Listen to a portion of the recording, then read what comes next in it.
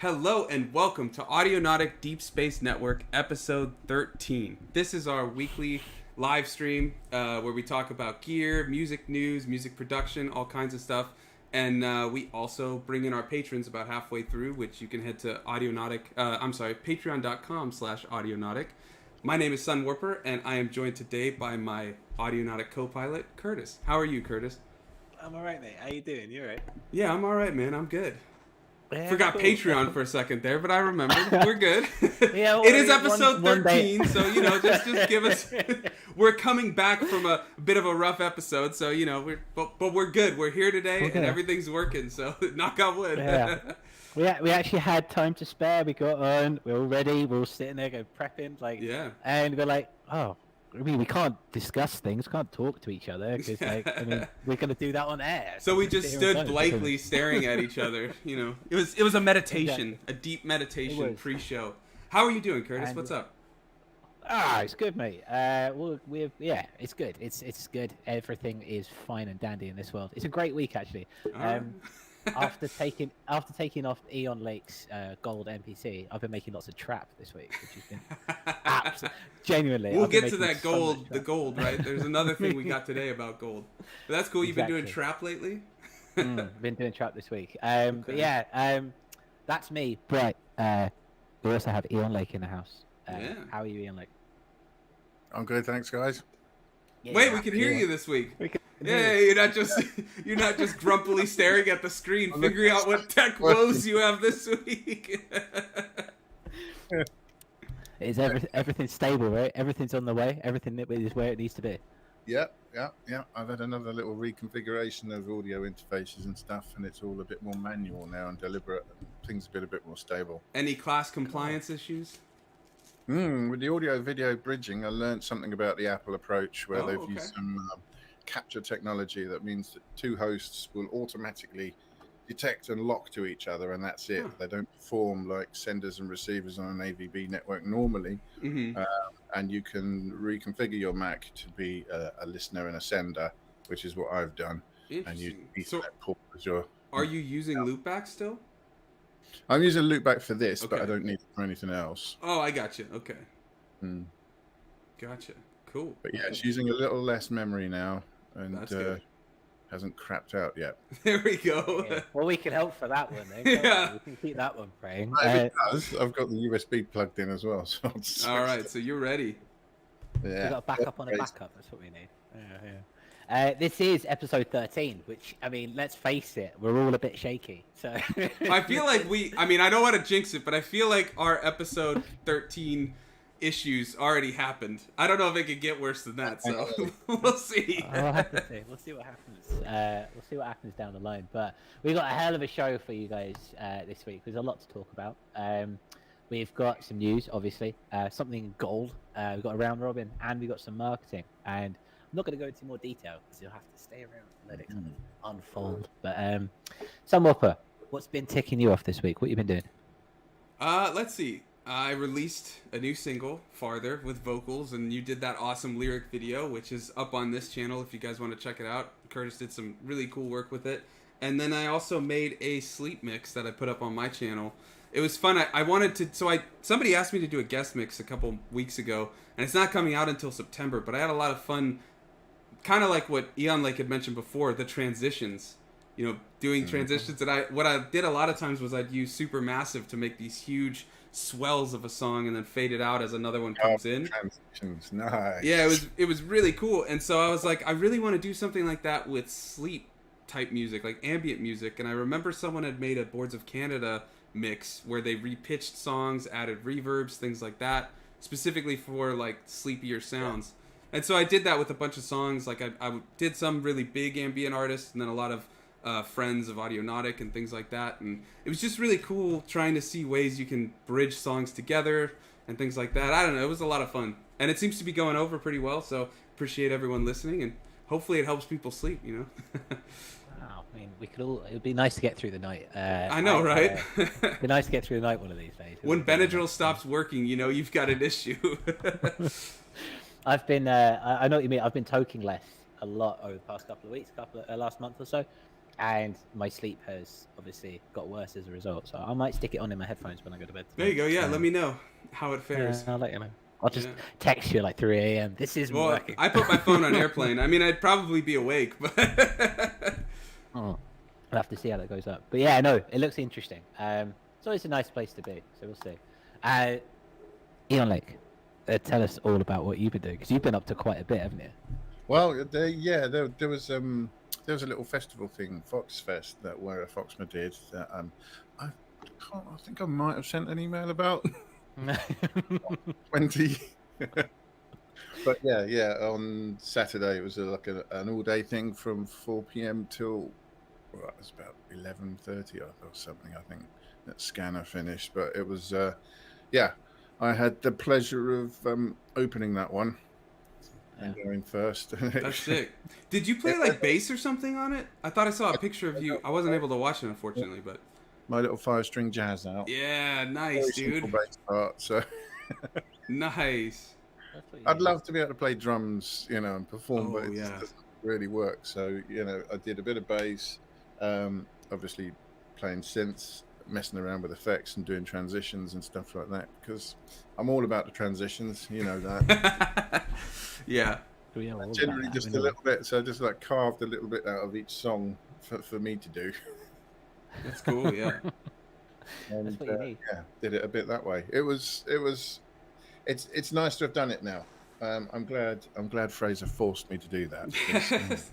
He's started me down a road now. I'm thinking about when I'm writing now, I'm thinking, well, how would I perform this? How's this going to work? Which bits can I chop out to a sampler? And it's all a consideration now. It was brilliant seeing other people, very different artists doing different things. Bendu did a really interesting set, man. It was really creative. All modular, I'm assuming, right? Holes and stuff, and yeah, I mean, there were lots of some big names, some Castles in Space artists as well, because Donneville's label mates, and everybody had different approaches, different ways of doing things. Mm-hmm. I love seeing things like that. I love seeing people do their thing as well. There's not a single artist I don't really like and their music. So watching them perform it, for me, is a bit of a gear nerd, a production nerd, a music nerd. Just a nerd around, really. A nerd, yeah. A nerd. That's awesome. The replay is up, right? Get out of the way and then just be a fan for the rest of the day. And the replay is up over on their Bandcamp, right? On Where Foxman's Bandcamp. I think if you buy a ticket or something. I think you had to have a ticket, but it was Bandcamp apparently limit replays to, I think it's about an hour and a half, hour and 40 minutes or something. Oh. Huh. So that's a shame. It turned out that the replay was truncated, shall we say? It's got me on it. Okay, well, it's not even all of Bendu's set, I think, before it stops. But they circulated a link for people who, for ticket holders to a private version of it, where we can see the whole thing, which is good because I nearly didn't step away for the entire thing, but I had to in the end, having children and whatnot, and needed to catch up on a couple of people. But yeah, brilliant day, really brilliant day, lovely vibe, lovely people, and yeah. I want to do something else like that now. Yeah, live sets are fun, man. And really inspirational as an artist as well. Seeing people do their things. Immediately, as soon as it finished, I came up here and started doing some music. There you go. Yeah. I just wanted to make some sounds, That's the inspiration, isn't it? Like you vibe off people and you kind of get these things done, and then all of a sudden it's like, oh, okay, now my turn. Yeah, I mean, I remember reading an interview with somebody once. I can't remember who it was, but it was somebody pretty famous, and they said they were being asked about their influences, and they said they found that the biggest influences to them were people that they actually knew. The guy down the road who plays guitar really well, or something. Other artists that because it kind of rubs off on you more. It means more to you, and you have more exposure to them, and it's not sort of like the Beach Boys. I get that. Like I listen to you. Like, all right. Obviously, for the guys listening at home, like the three of us, we tend to trade our tracks before we kind of like send them off for mastering or anything like that. We tend to like just send each other stuff like, "Hey, what do you think of this?" And then every single, I'm just going to swear then, but we're on it.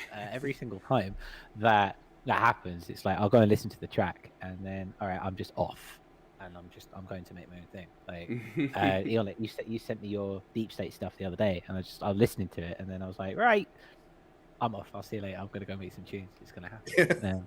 So well, what I sent you, as you know, was I listened to your ambient stuff, and I'd been tinkering around with a new deep state track, but I didn't really like it much. So I listened to yours and thought, right, that's going in the bin. I want those stems. If they went in the bin, I want those stems. I want to take them. I've got them actually. I'll fucking take them. I'll take them, and I will do some stuff with them. But yeah, I've been trying to do some more deep state stuff, and I'm trying to do it more modular based this time to get some real subtle flowing movement stuff going on, and it's layered up very nicely. A couple of ensemble oscillators and some complex oscillators where you just get just a tiny bit of modulation on just about every parameter it's got. Yeah, it's that's sweet. Really does lend itself to drones, shall we say? And there's nothing wrong with drones. I love drones. I could drone on for hours. I love it. It's always nice. It's always nice. So yeah, I mean, that's glad. I've been listening to Sunwarper's release there, and just... what a good range for a single of music to have on one single. Yeah, I didn't know how that was gonna fare. I was like, this is so drastically different, but they both have singing, so I was like, I guess it counts. It's not. It doesn't jar or anything. It's just like good value. Yeah, well, thank you, man. I appreciate that. Yeah. I think there's something to be said for both of you, like the idea of stepping out of the comfort zones. I mean, we can all take from it. Like, if you step out and there's something that you're a bit nervous about doing, or if there's something that has not been done before, invariably it always ends up going well. It's always, you've always grow and learn. There's something to be appreciated. That's something Force Robots told me too, because he was supposed to remix farther, but life issues got in the way, and I remember I had told him, like, oh, I'm really nervous to release this. It's so different. And he was like, sometimes I always feel like the things you're most nervous to put out there are like, the best that you've done or things like that. And I was like, that's really true. But yeah, you said the same thing. Like, yeah, exactly. It's good to just step out of those comfort zones. Yeah, I go along the idea. If it scares me, I'm going to do it. Yeah, that's for that's a good motto. Mantra, motto, just kind of way to live, I suppose. Yeah. If it scares you, do it and just get it done. Yeah. From everything, from music to poking the cat when it's asleep, that kind of thing. Like, just in case. Well, so that's Wednesday wisdom. What have we got on the news? Well, there we go. We got quite a bit of news. We got some stuff coming in from Bandcamp that continues Saga. A bit of nostalgia with Limewire, and there's also something new from Aurora, which is modular. So we're gonna hand that straight with the Ian link for that. But let's do the big stuff for now. Let's go. Let's start with the one that is the continuous Saga that we are enjoying to listen to keep on board. Oh, nice big dong, man. This is the news. Slip of the tongue. Right. So I picked this up over the weekend. There's been another agreement between Bandcamp, Epic, and Google previously. It was looking like the Bandcamp app was going to be taken down from the Play Store because of transaction fees and payment fees, etc. But they seem to have come to an agreement for now, which is nice because that means that the thing that keeps us afloat to a degree, or the best thing in our interest, kind of, is still available to most people. They do mention that the CEO of Bandcamp, the whole sticking point of this was the fact that the Epic were unwilling to pay, which meant that we'd have to pay more in transaction fees when someone bought our stuff, and he was trying to protect that, which is lovely. Thank you very much indeed.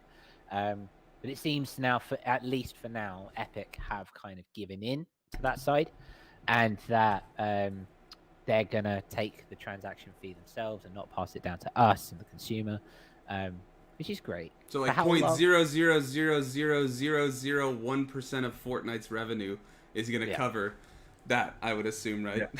Exactly. It is.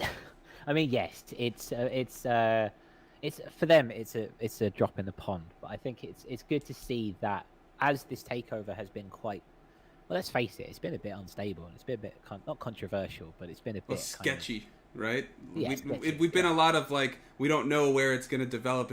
They claim they're going to stay pro artists, but then we see things like last month where artists might have to pay. But then seeing this, that's at least a little good to hear. That's a good thing. Yeah, completely. It's nice, and I feel like the what it has. Okay, so these continuous sagas are happening, and I don't feel like this will be the end of it at all. But what it has made me think about is prioritizing my own website and selling directly through my website, and because there's a rapper that I follow, Tom McDonald, and he does all that. He does it all through his website. You can only buy his CDs on his website. I'm thinking maybe that's possibly a way to go. I don't know, but I mean, what do you guys think? Real quick, Hydro Fighter, how you doing, man? Good to see you. Hi, Hydro Fighter. Hope you're feeling it. But yeah, what do you guys think about this? Yeah, and what's your take? Well, I guess it's early days yet, isn't it? But it's not what I expected, and it's a good thing, obviously. It's good that it's not gone the wrong way and not more cost. Let's just pass that on to the customer. I hope they can straighten it out. Really, I'd like to think so. Yeah. But I guess we'll just have to wait and see. As far as selling through your own website, I mean, it depends how much control you want to have, I suppose. It's definitely worth thinking about, because I mean, if Bandcamp doesn't end up being the good thing for us that it always has been up till now, then you've already got control. But as long as you have a direct relationship with your fans and people who are spending money on your things, rather than any streaming scenario where they're stood slap bang in between you and anyone, and you can see stats, but you can't contact them or communicate with them directly or offer more value to them. So websites and Bandcamp, both ways of doing that, and maybe the answer is a bit of both, and having your website push to Bandcamp, and then if anything changes, then you just change it on your website, and that's the first point of call. Why not both, as my friend Jack would say? Again, another mantra to live by. Why not both? I mean, it's a good way of doing. Sunwarper, what are your thoughts? Yeah.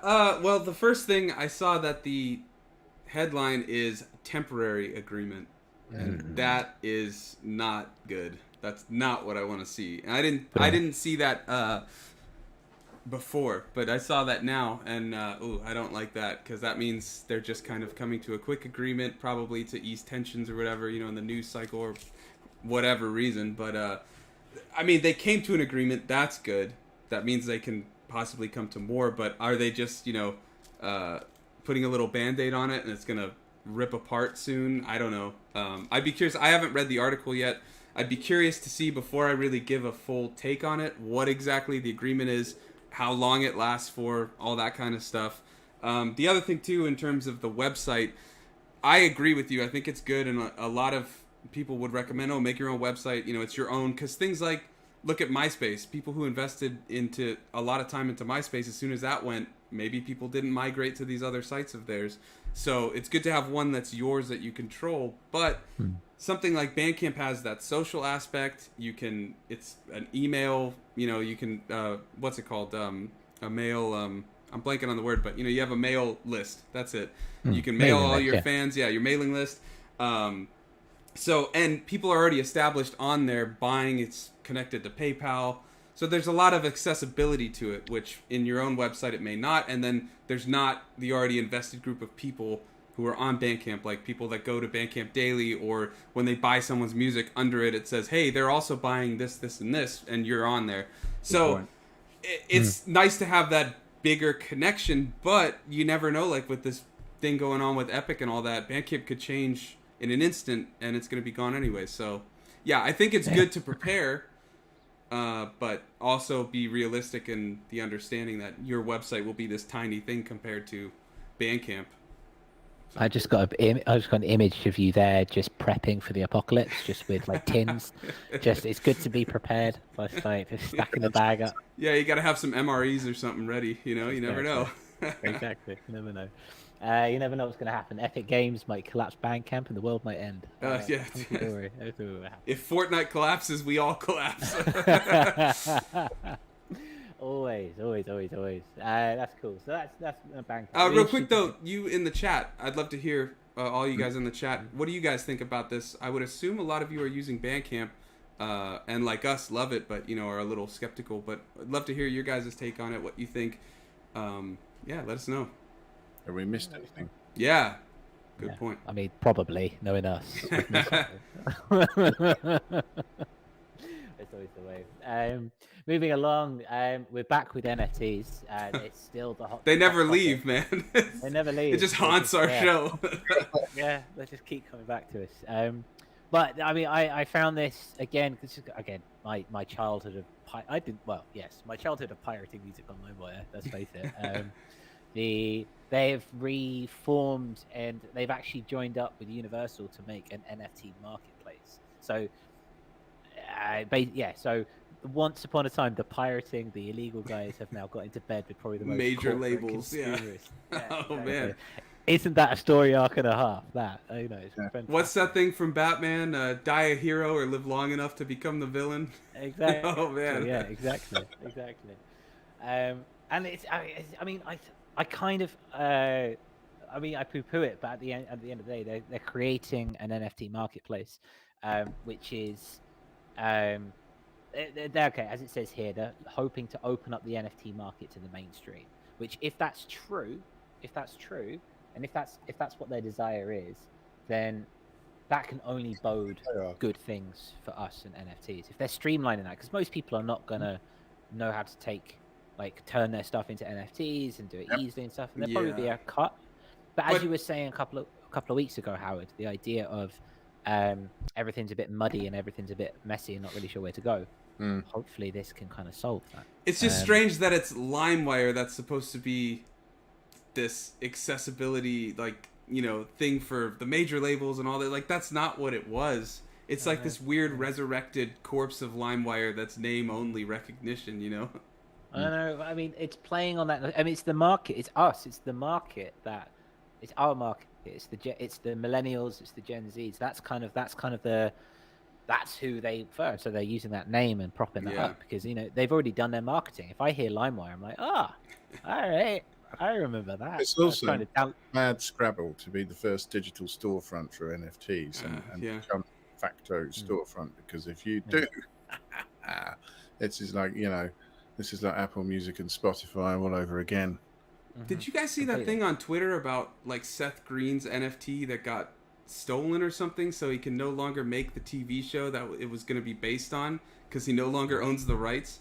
It was on Twitter. It was trending on Twitter. I guess he had this NFT and somehow it was pirated, or the ownership changed through some sort of thing, and he can't make the show anymore because he doesn't have the rights. Well, that's it's crazy. It's state of affairs. Yeah, I mean, they talk about NFTs being the blockchain, it's secure, it's ownership. And that's the thing that interests me, when we talk about it, because I always try to bring up these NFT things, not from a, oh, this is so great, but this could potentially be great with this whole blockchain thing. But if that's something that can happen, that's kind of takes away from that whole idea. Yeah, big time. I feel like that's kind of a story that's made the headlines because it's so what's the phrase? So absurd, uncommon, uncommon. Yeah. And I didn't. I just read the trending Twitter bit. I didn't read the full thing, so there could be other circumstances and stuff. But the fact that it can happen just kind of puts me a little on edge about it. But I mean, it's not like I'm diving into NFTs anyways. It's just something I've been keeping my eye on for the future. There's a part of me that thinks this is seen as a slight air of inevitability to a lot of this, that the whole sort of, is it a good idea, is it a bad idea, is kind of arbitrary.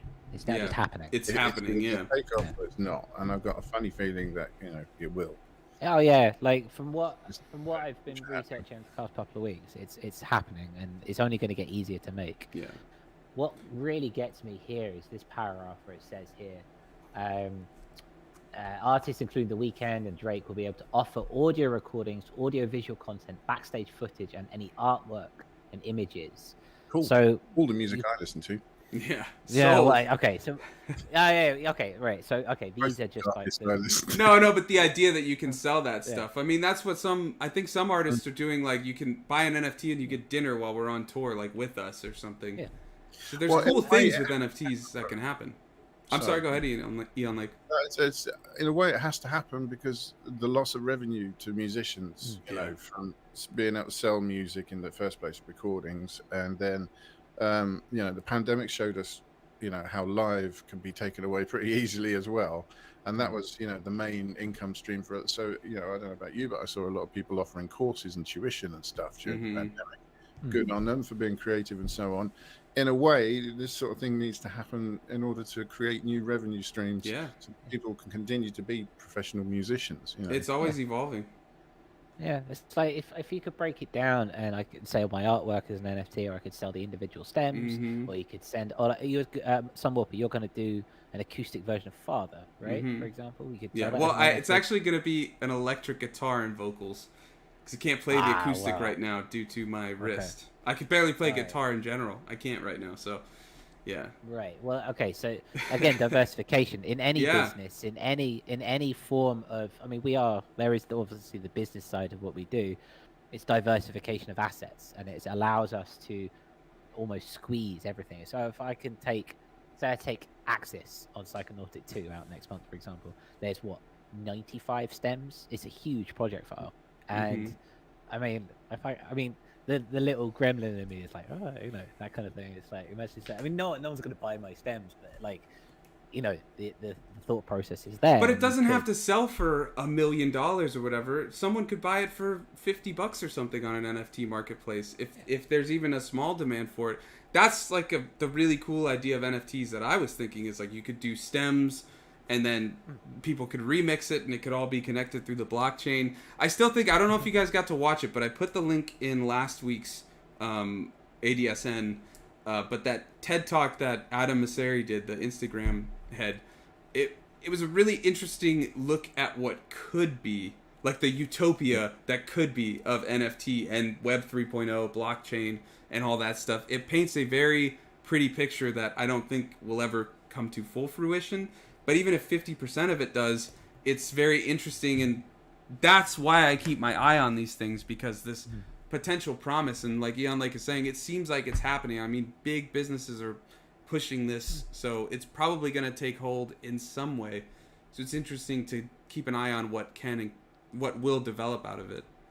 Yeah, completely. I mean, it is inevitability at this point. It's a case of what fills me with hope now is that you don't need to be particularly blockchain savvy in order to get it done. These processes are being set up for you, which is nice. And obviously they'll take their cut, but I mean, but look at DistroKid or whoever, CD Baby, they take cuts, or some do. I don't think CD Baby does, or do they? I forget. It's been a minute since I've changed distributors.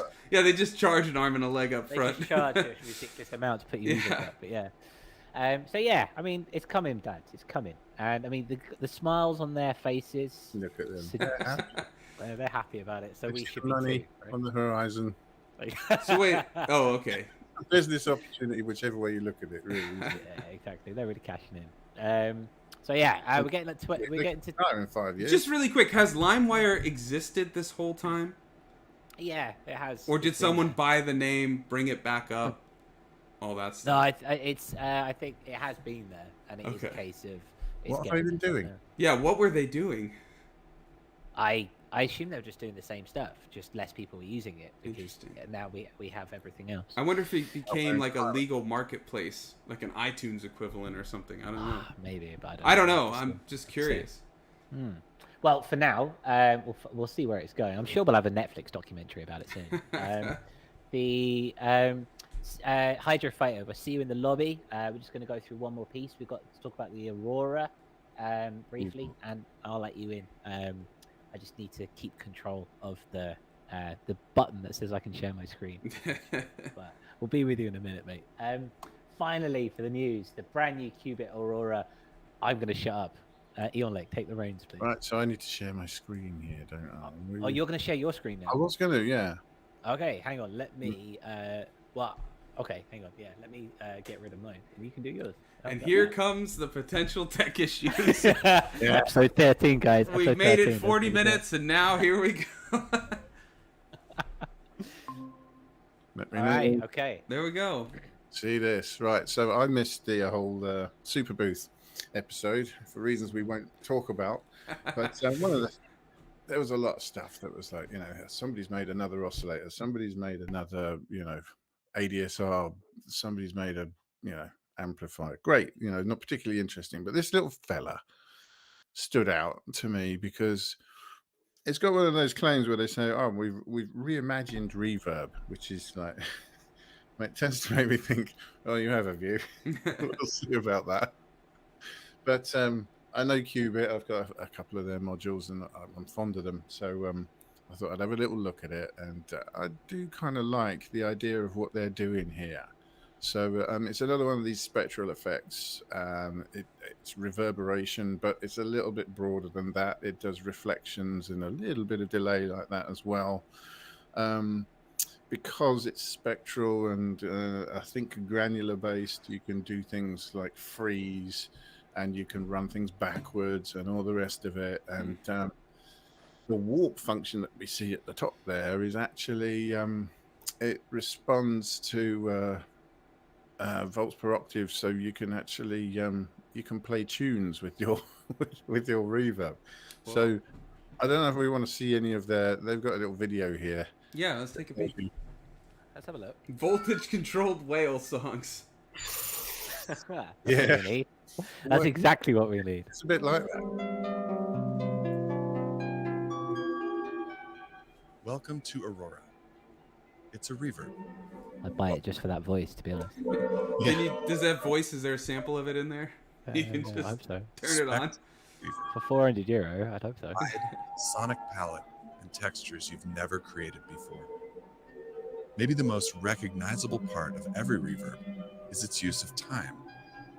But with Aurora, the idea of a reverb has been reimagined and will inspire you to explore new sound lights spaces. like that? So let's see. I'm inspired. Time stretches out the amplitude component.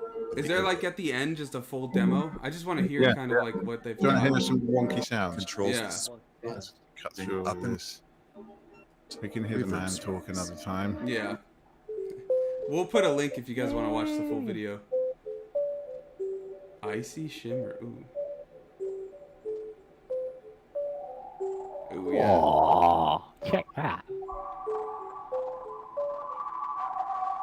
Oh, yeah. Oh, Lots of crazy. resonance.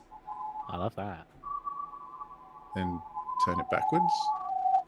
Shorten it. What a trip. It's Okay. now Well, if I had modular, I'd be getting one. I want it. I want it. I just want it all. Like, I just want it all. The question really becomes, Eon Lake, have you bought it yet? No. You will do, I'm sure of it. It will, yeah. I mean, the sad thing about new things like this coming out is there's no second-hand market yet. Nobody's selling one. But, Yeah, I got you. I'll set up an eBay search and it'll ping me anyway. All right, well, I think we got enough of the video. We'll put a link if anybody wants to check out the full one. Yeah, I'll put a link in the bottom. That is pretty epic. Is it out, or is it for pre-order? It's pre-ordering at the moment. I don't know what the UK price is. It's just over $300, which is about kind of the going rate for that kind of effect. I mean, I'm not one to put a lot of effects into my case, but every now and then somebody does something that is a bit different, offers you something that you haven't got elsewhere, and yeah, that's when I start to consider it. It'd be nice if they had a pedal version of it. Yeah, that would be. Yeah. Or if someone just made super massive in pedal form, I mean, I'd grab that in a heartbeat. Every time. I feel like if I say it enough, the universe will manifest it. Yeah, That's why I've what got it's all about, you man. know, It's all it's about just manifestation. yeah. I really like the idea of the Roland Space Echo pedals. Those look sick. We did talk about that a couple episodes ago. Quickly, those look pretty awesome. If it sounds like the real thing, which has a unique, lovely sound, yeah, maybe, you know. Yeah, good work. I forget how Right. much those were. Do you recall? There's something like 400 euros. There was a 350 euro. small pedal version, like one Yeah. of these, I think, and then And there's a like big, double width one. yeah, like a Triple. Strymon size or something. Yeah. Yeah, that's fair. Well, I tell you what, we're 35 minutes past the hour of 11/7/8, depending on where you are in the world, because we are Boo, that's too much. I don't know where I am or what time it is. What is time, bro? Hydro Fighter is in the lobby, so should we let him in? This is the part of the show for those watching, if you're brand new. We invite our patrons, we give our patrons the link before the show, and they're welcome to come and join us, hang out with us for the second half of the show.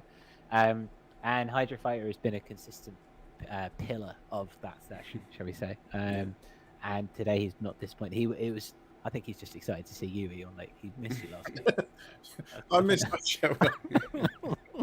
It really was. Yeah, if you want to join the chat, you can head to patreon.com/audionautic. The link is in the description down below. Yeah, completely. We'd love you to do it. We appreciate you, our patrons. We thank you so much. Your generosity allows us to keep doing what we're doing, and we love this. So thank you. We always It's want to do about more. the interaction as well. I mean, we want to. Community. It's all about community. Patrons. Yeah, completely. So I'm gonna let Hydro Fighter in, and we're gonna see what he's been up to this week. So yeah, we'll see. Hello. Oh, is he there? Is he not? Was Yeah, that's there him, he that's is. the one. Go for the Yeah, red like brigade. that's him. That's the one. Go That's for the Hydro red Fighter. How are you, man? How's it going? I love hearing how you guys promote the whole, if you're one of our patrons, you can join our chat with us. And I start thinking, wait a second, I'm paying you guys to be on your show? How does this work? And we thank you for it. That's my 2 cents. So we Hey, can go forward. I'm curious, Eon, how do you feel like your performance went this last weekend? It was okay. Yeah, there was a previous version where I had a key stuck on my synth almost all the way through the whole set, and I kept thinking, "What is that funny noise? What is this?" Constantly for ages and ages and ages, and I had to re-record the whole thing. Wow. We can always work from there. Shady How Ridge is in the chat. How are you doing, Shady Ridge? Good to have you. Nice to see Hey, Josh. you doing. So you guys know about Shady. How's my level?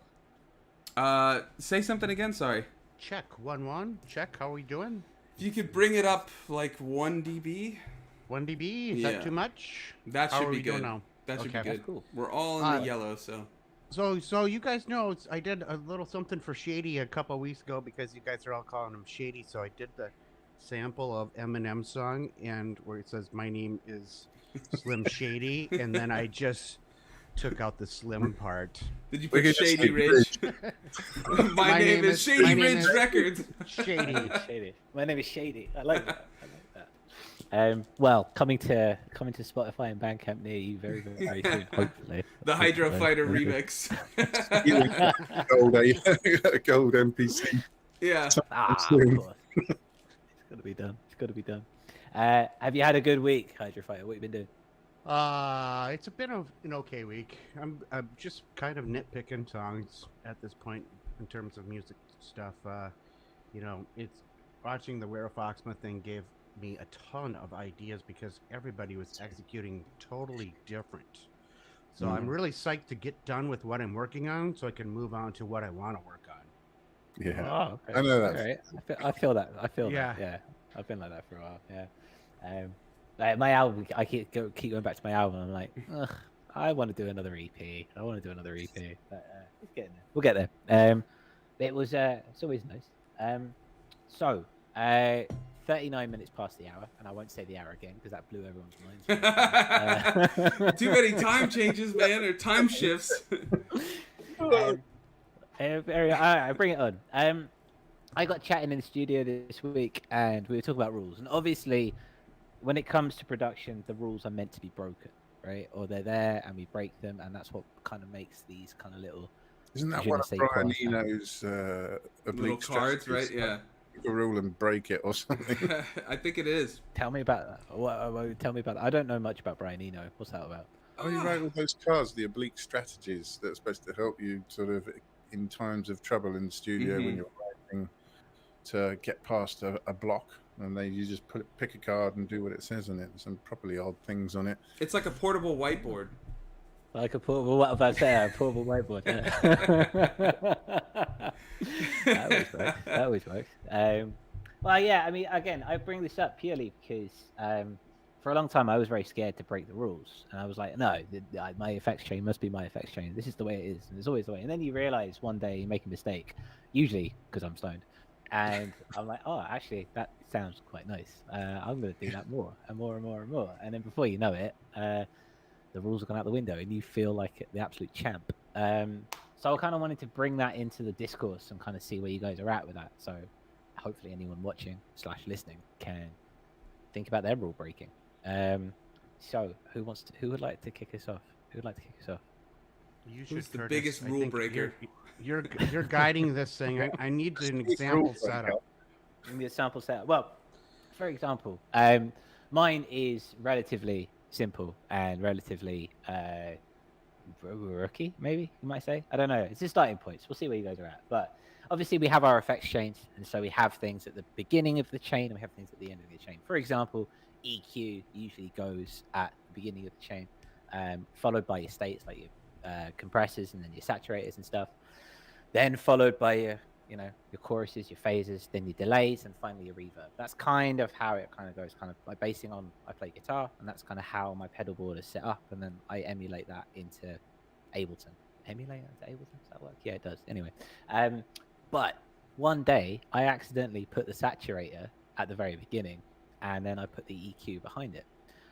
I also then put an EQ in front of it. So I've got an EQ, I've got a saturator, and then I've got an EQ on behind it. And I purely by mistake. So I EQ'd everything on the front one, then saturated the hell out of it. But then I pumped up the low end on the EQ itself, on the second EQ.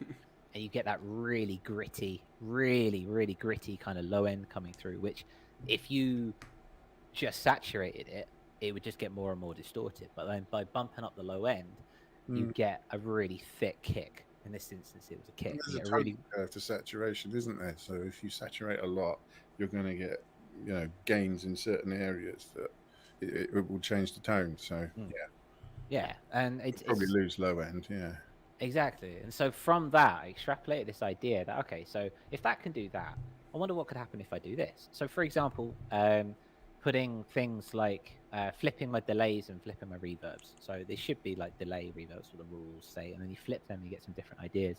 But then I often do it the other way around. Yeah, it's cool. That. Yeah, it creates something completely different. And then at the very end, by just sticking things like choruses or phases or something at the very, very, very end of the thing, you can then warp something to complete oblivion. And phased echoes sound good. Yeah, exactly. And so this kind of idea of just mixing up the effects chain for me, just seeing where things go, and just because we always have a state and we always have a starting point, and then we screw with it on the effects chain. But really getting in and that nitty gritty kind of production side of it and moving things around and can really create some different sounds, which I really enjoy. Like I was doing Curtis. I'm Curtis. I was doing. Are you? I'm nobody, man. I was doing Sunwarper's remix for his next single, and I was just playing with everything, and it's all drums essentially, and I was just playing with different places about where things should go, and it was a great big cathartic moment of like, yeah, I can do whatever the hell I want, and it sounds great because I'm great. That kind of essentially. Wait, Shady Ridge, do you typically do reverb before delays? Because yeah, I feel like the guitarist way is always delays then reverbs, because then you get all of the delays are hitting the reverb. Not saying it's right. I'm just saying that's what we're usually taught. Traditional. Yeah. Sorry, he just mentioned that in the comments, so I wanted to bring that up. But it does sound different, doesn't it? It gives a different sound. You get a load of air on it first, and then ping that around. Yeah. Yeah, it'd be interesting to see. Maybe Shady, if you want to take us through your pedal board, I would love to see that. I would love to see. I've always Shady sometimes sends me pictures of his guitar at the weekend with the cats, and I fall in love a little bit.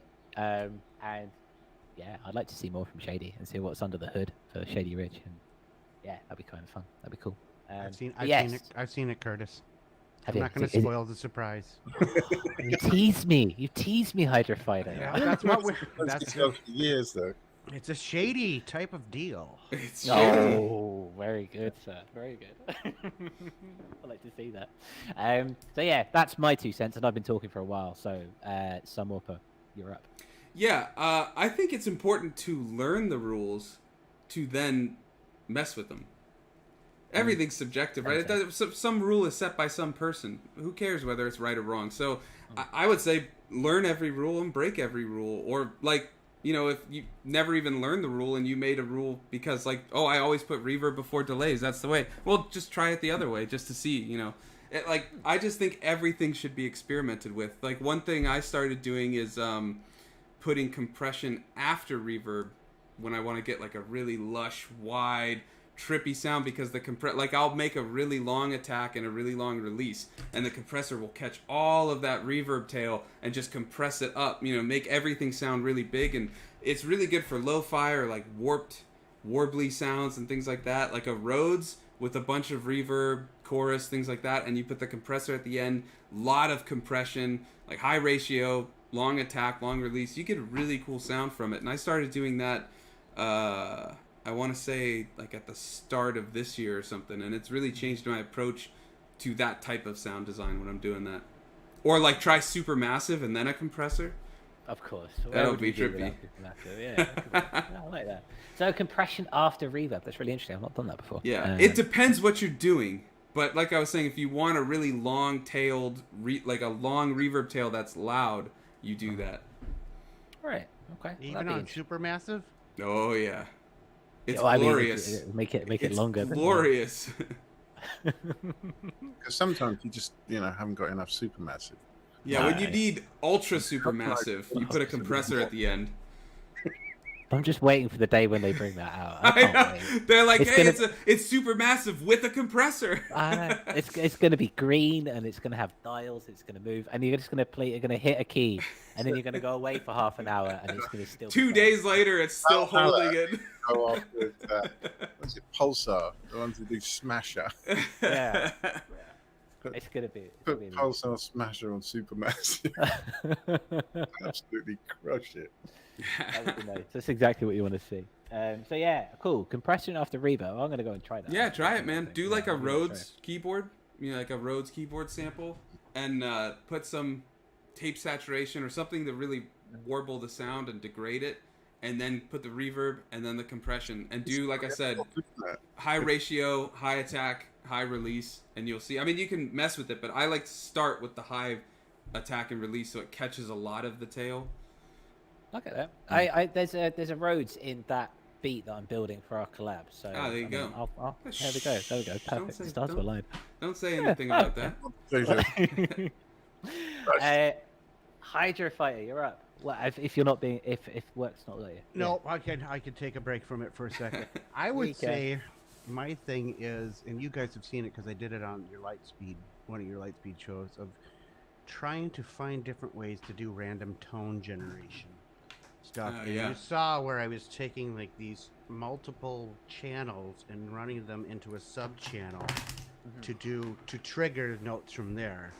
So it gets random. And when I first found that, somebody was using it to figure out how to do random chord sequences, and I said, I want that for drums.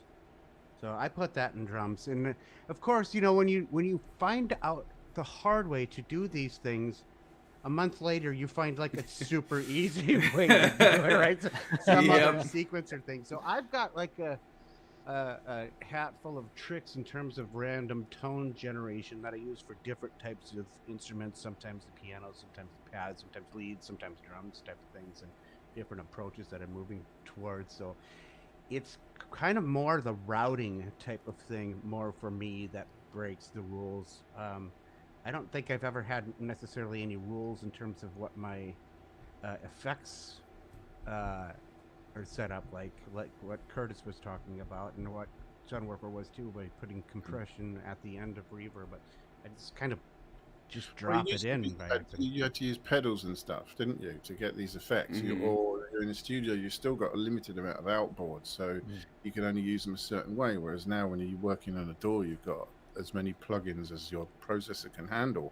You can build a chain of 11 effects and make the last one compression. Yeah. Yeah, the other thing I like to use in terms of effects is, the drum rack has an effects send on it too. Yeah. So you can create a send inside of that one channel, and then still have your auxes on your main master channels too. Interesting. I mean, okay, effects rack. Okay, sends within sends, and that's kind of nice in its own way. Be interesting to see. Like I say, your routing is still kind of a mystery. I go back over that video sometimes, and I'm like, I'm just bedazzled, absolutely bedazzled. As they Curtis, say. just drink the coffee and don't do the smoke when you're watching it. It's a bit of a tall order. You might retain more though. Maybe, but I mean, yeah, we'll have to see. Eon Lake, tell us all about what you're up to. Well, I think Sunwarper hit it on the head, really, with the whole sort of learn the rules. The only reason to learn the rules is just to understand why the rules in the first place, and then whether or not you want to break them and why you want to break them. I think some of the rules, like delay before reverb, have got something to do with the fact that it's old-fashioned and making things sound natural and real, and that's more like it is in the real world. And if you go and put reverb on and then echo on that, that's artificial, And so to one person saying that's artificial, to another person it's like, is it? Brilliant. Well, it sounds good, so I don't care. Exactly. So I mean, it's like you understand why it is, and now you know why it's absolutely not for you. In the opposite direction. So yeah, I mean, like you, Curtis, I do sometimes. I mess up with it. I'll have a limiter first to just control peaks of something. Then I'll probably EQ into a second compressor. But sometimes I change them around. And sometimes I don't like the tone coming out. Or sometimes I've got my reverb and my echo on it, but I'm finding that certain frequencies are coming out a little bit dominant because of the effects. And so I'll slap an EQ at the end and control those frequencies. If it needs it, sod it. I'll put it on there and I'll do it. And then, it's like when I was being taught to use compression, it's like one of the things you've got to be aware of is compression brings up the noise floor. Again, to thinking it's all noise floor. Oh, that's terrible. It's like, oh, does it? Brilliant. Let's do some more of that. So yeah, sling a compressor on the end of it. Why not? I've had a hard time sometimes deliberately trying to bring out noise in stuff. I've got a sound that's a little bit on the gritty side. But you get this thing where you hear it in isolation and you think, oh, that's got a little bit of dirt on it. I like that. And you put it in a song and the dirt just sort of disappears. Well, it's there, but it's not doing what it did for me before. So that's why I end up doing things like Sunwarper suggested. Add a bit crusher. Crushing something or parallel compressing it to death. Yeah. So you've got 50-50 between absolutely mashed to pieces and untouched.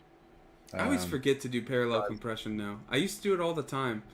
And now I or New York compression if you're American. Yeah. I think it's a long term over there. But yeah. So how do you guys set up your parallel compression? Well, if you've got one with a mix on it, you can just do it on the mix on the compressor. Or you could do a send. You can use it as a send effect and have your clean 50%. And your return, your balance between them. Is this side chain type of stuff too? That's Mike or Sunwarper used to talk about that all the time. What? Say again? Sidechain compression. Sidechain compression in Logic, you just it's just a setting on the compressor. You say sidechain 2 and you set it to the kick track or whatever track you want to sidechain to. Getting, grouping a bunch of things. Yeah. And sidechaining the group and getting it. Yeah, you could do that. You could send make one send with a bunch of audio and put the sidechain compression on that. And sometimes when I do that, I don't actually sidechain at all, and I put an auto panner on it. Yeah. Take the put them so they're not out of sync, then sync them to the beat, and then give it a sawtooth. And yeah, you can even do like an envelope, just so it's have like an a cross envelope go. between a tremolo, a gate, and a sidechain, and you can sort of, with the controls you've got, you can tweak it however way you want between those three. Yeah, I might do that a lot as well. But a lot of the things I think that we do these days are not necessarily things you would have done before. Because, like I said, it's easier to throw a load of effects on something. One thing I'm doing more of now is I'm rendering effects. So that's another thing that I was taught not to do back in the day. You just don't print effects unless you're doing that thing where you turn the tape over and you're recording a backwards reverb and then turn it back over again.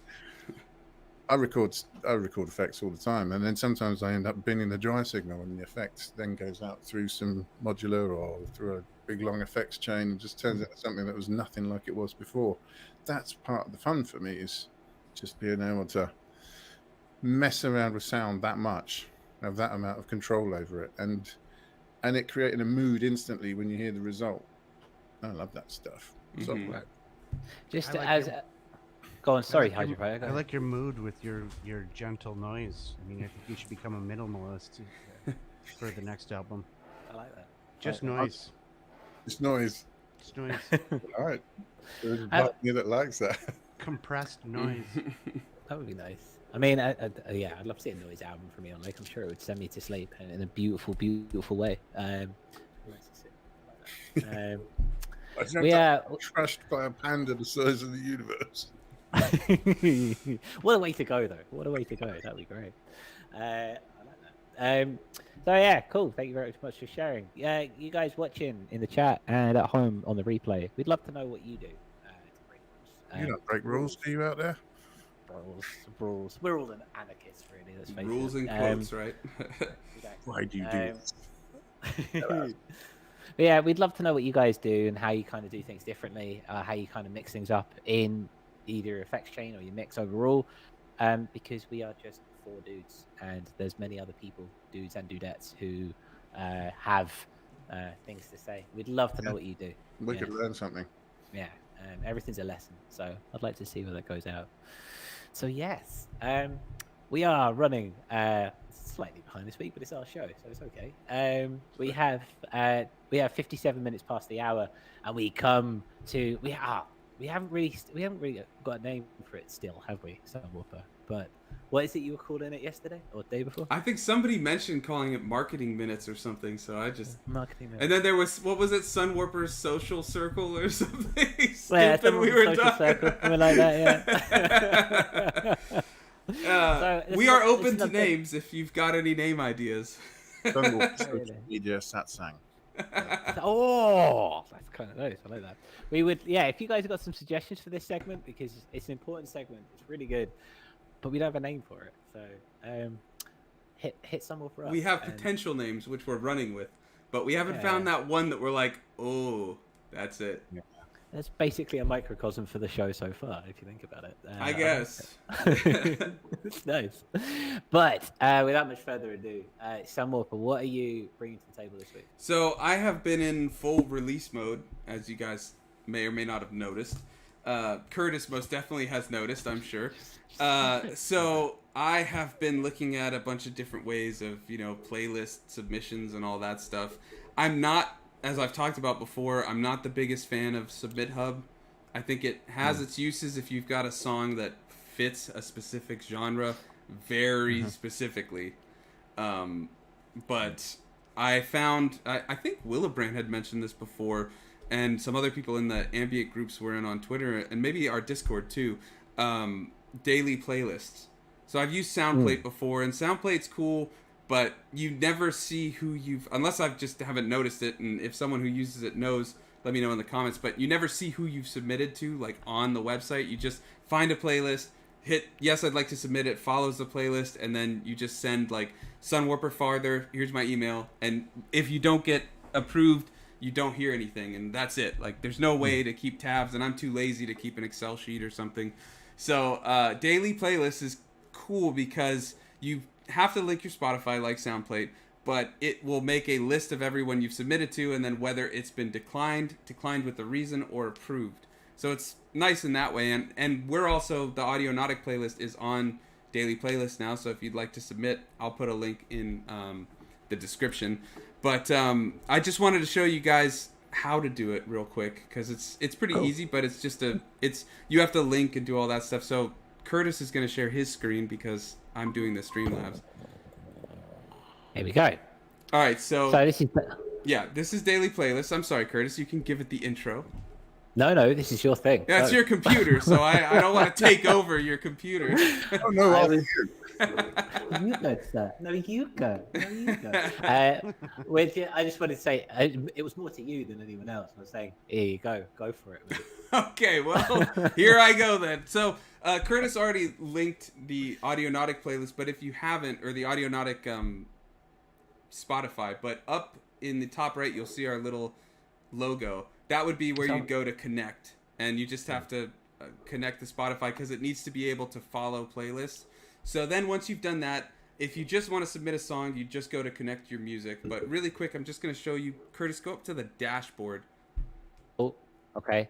Ooh, you Sorry. cheated. I thought you were going to say something No, I else just want to show first the dashboard. So this is where you'll see on the bottom left how many submissions you have remaining. You get, I think, 25, and then it refreshes back up to 25 every couple days or something. And then in the center, you'll see 0 submissions because we haven't submitted anything. If you have playlists, that would be in the Your Playlist section where you could then approve or decline songs and things like that. There's some submissions there, and you can see that. Go back up to the submissions, Curtis. Or your songs, I'm sorry. Your songs on the left. Or that. Doesn't matter. There's multiple options to navigate. So if you want to submit a song, you'd go either on that front page, you see there was that thing that said submit, or you can go right there, submit a song, where Curtis's mouse is. Go ahead. Okay. Yay. And then, do you have a link, Curtis? Yeah, I think you have I'll one. paste it in. Okay. I'll paste it in. So this is this one here. This is glitching. It's the only one that's... Yeah, so you paste it, it says, is this right? You hit yep on the right side. It is the song that I chose. I would hope so. I helped write that song. Hope you're doing well, Carl. Love you. And then so now on the left, you'll see all the genres. So Curtis, you know what genre your song fits best. Probably trap. Yeah, there you go. So go to trap. Down tempo is a good one. Now, I will say some of the genres are a bit mixed. Like if you go to ambient, you'll find stuff that's like not ambient whatsoever, but because they put ambient as a tag, it'll be in there. I wouldn't waste time submitting that to those, if it doesn't fit. But what you can do is you'll see, first of all, some of them say in orange active recently, some say active, and some say not active in red. That is a good clue as to like if it's being used, is it worth sending to? Remember, you only have a set number of submission tickets or whatever, so you don't want to waste them on something that, unless it's like a really big playlist that if you look and you see the last update was a month ago, or you find their Instagram and you see that they're active, they might be updating, do it. But what I like to do is I'll right click on the name of one to find to take a listen to the playlist.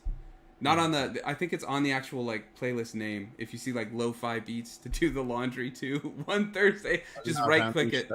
That's great.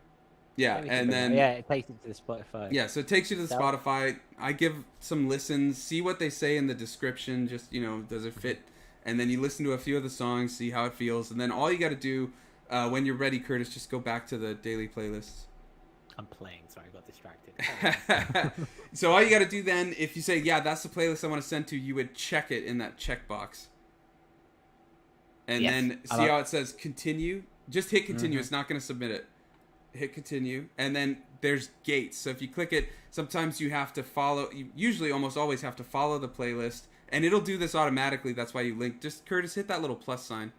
Where dreamy music, and it'll tell you. So you have to follow the account, follow the playlist, and usually you have to save a song.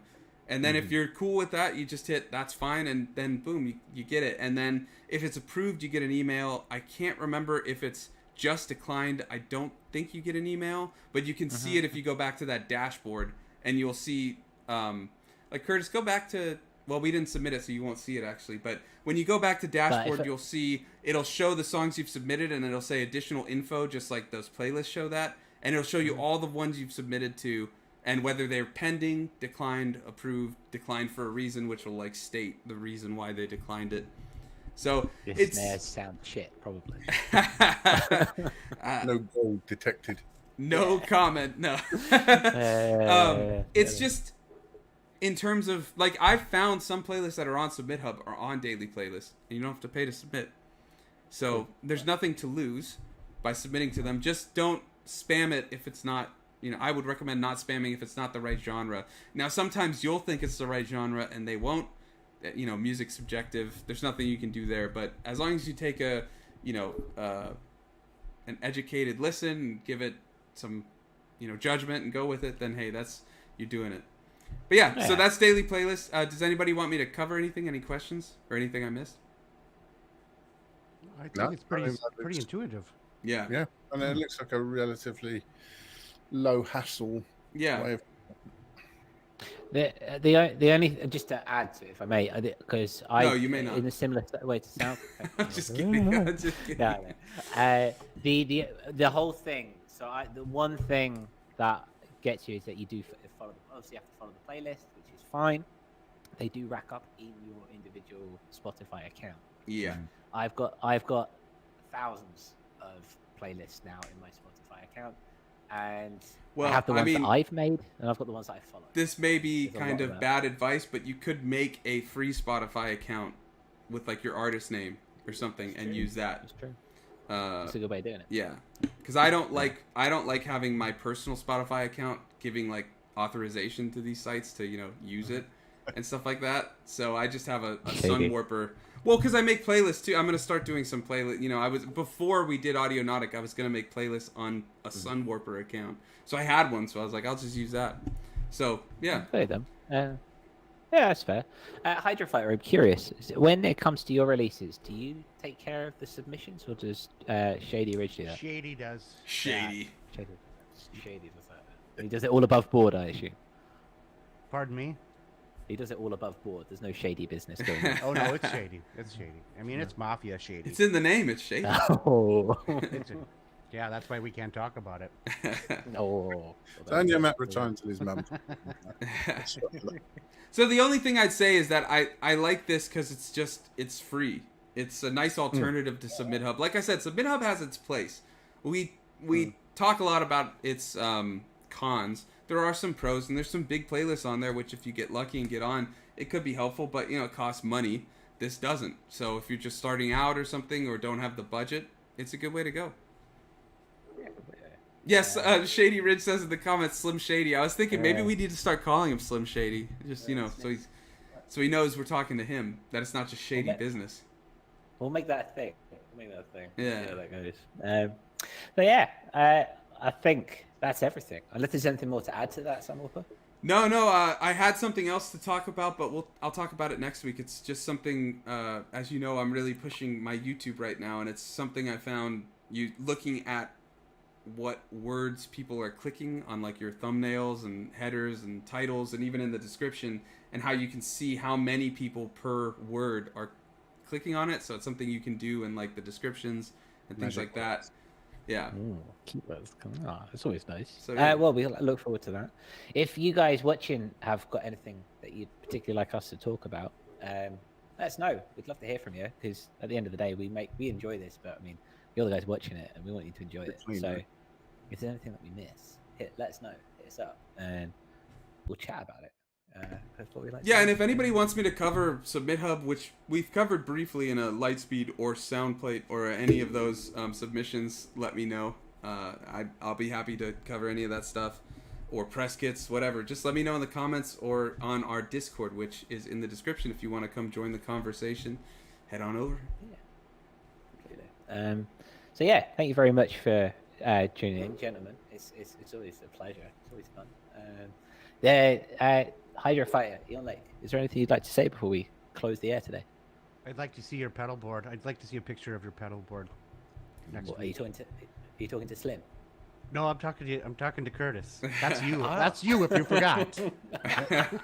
Well, he did earlier, so Bro. he's having a bit of an existential crisis. So give him a break. I'm all very excited. I got my launch pad back today, so I'm all kind of excited. But yeah, if you want to see my pedal board, of course, it's a bit dusty, but I'll clean it up for next show if you want. Yeah, totally. I'm sure Shady would like to see it too. Shady, I'd like to see Shady's as well. So maybe we could do like a whole trading Like thing. a good trade, yeah.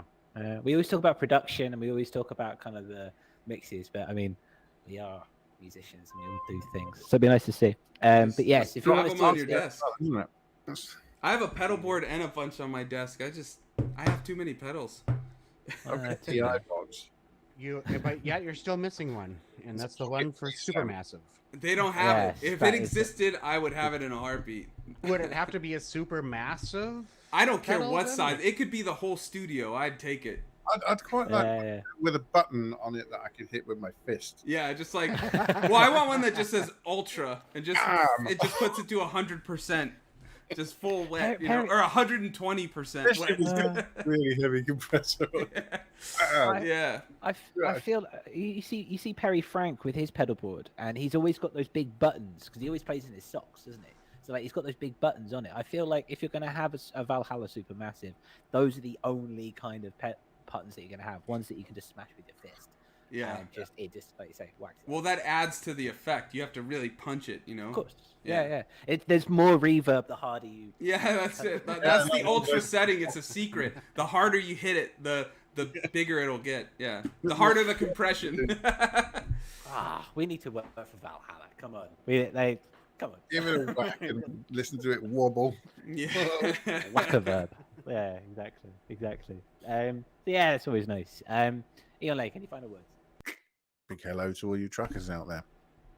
Big hello to all you truckers out there. That's nice. I like that. No, not from me. I've talked enough. We're all good. Been absolutely fantastic. Hope that you guys at home have enjoyed this show. We've certainly enjoyed it. And dare I say, guys, episode 13 went off. Tech free, yeah. Tech issue free. And real quick, we have a new Binary Stars coming out this Saturday. It's a new show we do. This is the second episode where we cover 4 songs. Curtis brings 2, I bring 2. 2 of them are from our playlist, which you can find in the description if you want to check it out. We've been growing it. And then 2 are influences or things we're inspired by lately. This was a really fun one. We got some cool tracks, a lot of Dallas stuff, which I wasn't expecting from Curtis, but he brought it. Well, I had a vested interest, to be fair. I guess so. That's true. Yeah, that's true. I mean, it's a great track. I'm trying to remember. I'm flicking over to our YouTube before we go. Who have we got featuring? We've got. I thought it's I haven't put it in the thing. No, I can tell you. It's Danford, 59 Perlin, Boards of Canada, and somebody from Cosmic Leaf. That's the one you. Obscure. Yeah, that's it. Yeah. See, I had 3 of 4. I was there. I get it. Like it was an obscure name, and it obscured your. There mind. we go. Yeah. You can't remember your own name, but you remembered this one, so we're getting somewhere. Self-deprecation. Just doesn't know who he is. Yeah. It's been a long day, Jen. It's been a long day. No, it's all good, man. I'm in trap. It's fine. That's where we're at. So, but it's been a hell of a show. And like I said, let's get off air. Did we not do the gold thing? We didn't. We'll do it next week. We went overtime because we rambled too much. Gold equipment next week. Don't miss it. Basically, as 24 carat. If you are here because you are a beat maker and you make trap and hip hop, then this is the place for you. We got this hell of a show for you next week, so don't forget to tune in. It's always nice. Hydra Fighter, it's been lovely to have you here chatting as ever. We love it, man. Good to see you, man. So much. Good to be seen. Good to see you guys All right. too. Thanks for joining, everybody. Yeah. We'll see you next Thank you. week at 11 a.m. Pacific, 7 p.m. UTC.